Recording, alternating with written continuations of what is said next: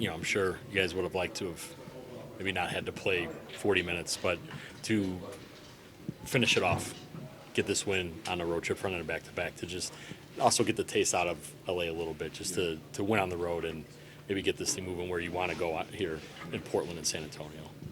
I think, it's hard to win games in the NBA. It's really hard to win on the road.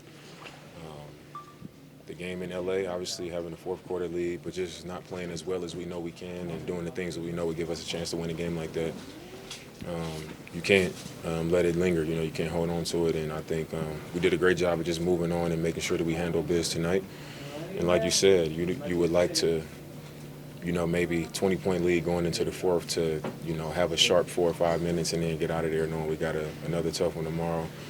But you got to do what you got to do. You can't disrespect players in this league. I don't think we did, but you can't expect it to just go that way. They hit some tough shots on their home floor. Really nothing to lose when you're coming into a quarter down 20, and we kept it at double digits, and we handled it and we won the game and did what we had to do. So, tomorrow's not our first time having a back-to-back, and we got to, do what we got to do tonight, recovery-wise, and get ready to do it again tomorrow. After Chris had kind of that score in this game against LA, Doc had kind of said, I'm not really worried about him. We know what Chris can do. It'll be fine. But just to see him have the rhythm that he did tonight, just kind of what can that mean for you guys? When good things happen, you start to feel good. And for really good players, that can be what can get you going. And I think tonight, he got his first shot, I think, was like a wide open wing three. You get a clean one, you see the ball go in like that.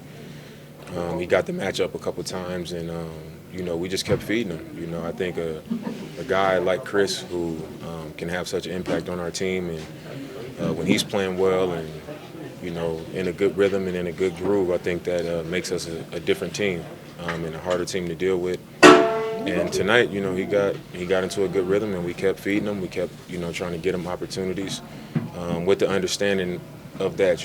We need him to feel good about it. And continue to build on it, and hopefully, as the season continues, once we get towards the end of the season, which is the most important thing for us, we want to have him feeling good and on the roll at that time. So I think tonight was really good for him and really good for our team. To combine for 90-ish points, the three of you, and it, as Doc said, it felt in rhythm, organic, maybe a little different than rewind to a whole year ago, right? Maybe some of the numbers would have been similar. Did it feel that way, that's not an extra special effort on the three of you part? It's like kind of what you can all do. Yeah, that's what we're capable of doing. And I think it was in rhythm and flow. It was smooth, It wasn't like my turn, your turn. It was just like Chris run ahead, throw it ahead, they get cross-match, he get an easy one. I come off a screen, I hit Giannis in the pocket. They rotating early. Chris is the guy right there in the wing for the pass, wide open three. Side pick and roll with me and Chris, and Brooke is the next guy over. They stay close to him. Chris get the matchup. There's no help, and he get a quick turnaround or an undersized guy.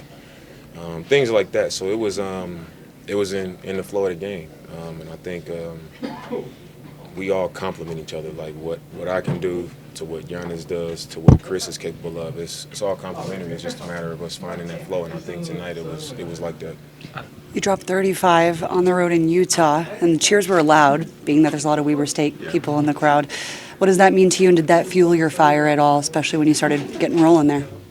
It's always good to be back. I always acknowledge each stop of my life and my career that I feel like played a part in my development as a person and as a player, and this is definitely one of those places.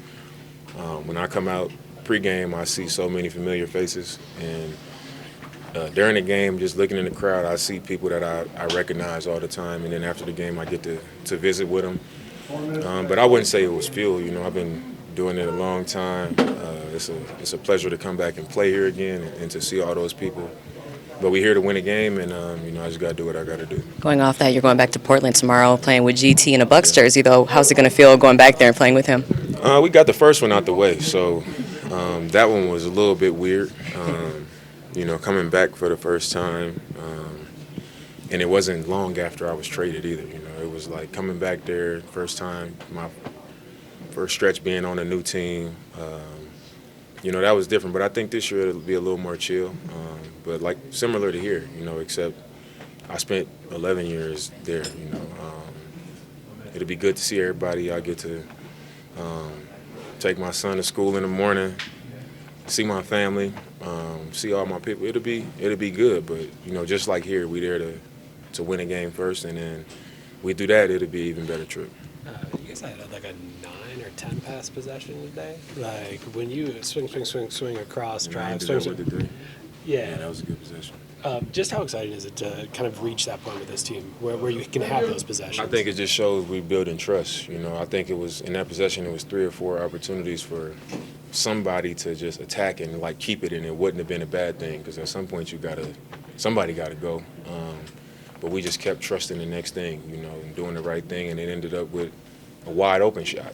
So obviously you're not going to have a lot of possessions like that because it's not opportunities that get presented to have something like that. But to see that we did it, just so easily, it was like penetrate, they overhelp, hit that guy, he might have a shot, but then they move towards him, swing it. We kind of went through that a couple times, and I think that shows how our trust in each other is growing. Conor McGregor was here. I know you're a big boxing fan. Did you get a chance to talk to him? I didn't even know he was there. Yeah. That's what was crazy. Is like we came back in here after the game and they was talking about it, and I didn't even see him.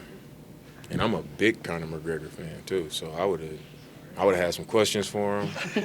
Whenever I see my combat sport people, I got questions. So I'm kind of upset I didn't see him. I would have showed him his respect first of all, because I'm a big fan. But I'm sure we'll run into each other again at some point.